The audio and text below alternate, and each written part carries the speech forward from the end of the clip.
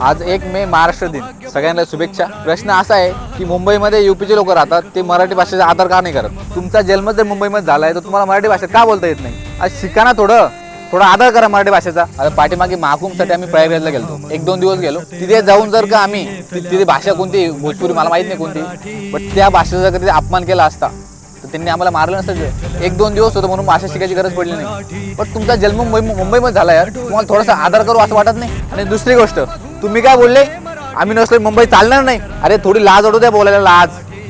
पाठीमागे कोविडमध्ये सगळे पळलो तिकडे, तरी मुंबई बंद पडली नाही पडली।